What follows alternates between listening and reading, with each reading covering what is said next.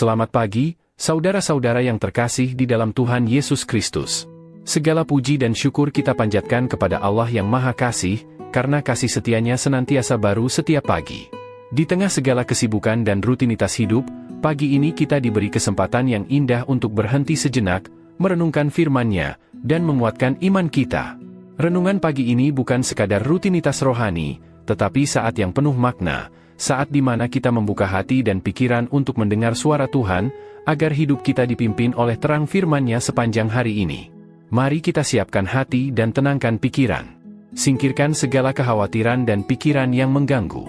Hadirkan diri sepenuhnya di hadapan Tuhan, sebab Dia rindu berbicara kepada kita melalui firman-Nya. Kalau Anda udah coba banyak cara, rumah tanggamu konflik gak ada habisnya. Kamu bisnis ini dan itu, gak ada yang jalan. Anda udah coba segalanya, coba lakukan ini. Kuasai diri, jadilah tenang supaya kamu bisa doa. Cari Tuhan sungguh-sungguh. Tanya sama Tuhan, apa sih yang Tuhan mau? Minta hikmat sama Tuhan. Apa yang jadi kehendak Tuhan buat hidup kita? Apa yang kamu harus kerjakan? Sebenarnya kita itu bisa mendengar Tuhan. Gak cuma hamba Tuhan. Tapi kenapa seringkali kita gak bisa dengar? Karena telinga rohani kita tidak terlatih. Karena kita tidak intim dengan Tuhan. Jojo jalan naik tangga. Saya langsung tahu itu suami saya. Kedekatan hubungan membuat kita kenal. Seringkali kita sendiri yang gak mau datang sama Tuhan dan mengizinkan Dia bicara sama kita. Soalnya untuk mendengar Tuhan itu butuh tenang. Banyak orang gak bisa diem. Lamaan nih Tuhan gak ngomong. Tajam dalam hidup kita. Jadi tajam, jadi fokus, jadi terarah, jadi excellent. Kita harus punya waktu tenang. Moment of quietness. Yesus dalam kehidupannya selalu mengambil waktu untuk pergi ke tempat yang sunyi. Kita lihat dalam Lukas 5 ayat 16 dikatakan, akan tetapi ia mengundurkan diri ke tempat-tempat yang sunyi dan berdoa. Yesus di tengah-tengah kesibukannya selalu mengundurkan diri, cari tempat sunyi dan berdoa. Markus 1 ayat 35 dikatakan, pagi-pagi benar waktu hari masih gelap, ia bangun dan pergi keluar, ia pergi ke tempat yang sunyi dan berdoa di sana. Yesus selalu cari waktu sunyi untuk berdoa. Bahkan ketika dia di tengah-tengah pelayanannya, ketika Yesus dikerumun orang banyak ya, orang-orang yang mengejar-ngejar Yesus untuk minta didoakan, untuk mendengarkan pengajarannya, Yesus menarik diri supaya dia bisa istirahat dan berdoa.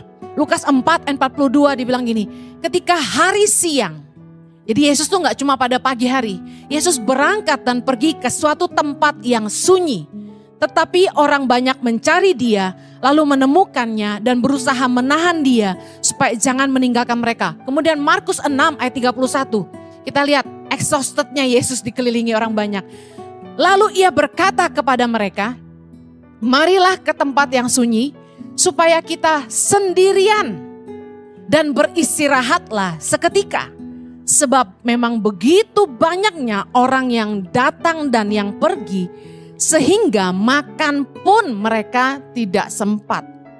Kita bisa lihat bagaimana Yesus zaman itu sangat terkenal, sangat diinginkan, dikelilingi oleh banyak musuh, tapi juga dikelilingi oleh orang-orang yang haus dan lapar untuk mendengarkan pengajarannya, dan mereka yang ingin disembuhkan oleh mujizatnya. Kebayang Yesus pasti lebih ngetop dari artis-artis zaman sekarang, hamba-hamba Tuhan aja yang pelayanannya, kesembuhan dan sebagainya dikejar orang banyak, apalagi Yesus waktu itu. Bisa kebayang betapa lelahnya Yesus, sampai dikatakan makan pun gak sempat. Dan Yesus ngajak murid-muridnya, ayo marilah kita ke tempat yang sunyi supaya kita sendirian dan beristirahatlah seketika. Bayangkan Yesus yang anak Allah aja butuh pergi ke tempat sunyi, cari waktu tenang supaya bisa berdoa dan istirahat. Apalagi kita, katakan amin. Kenapa untuk menjadi tajam kita perlu waktu tenang supaya kita punya waktu untuk mendengar Tuhan.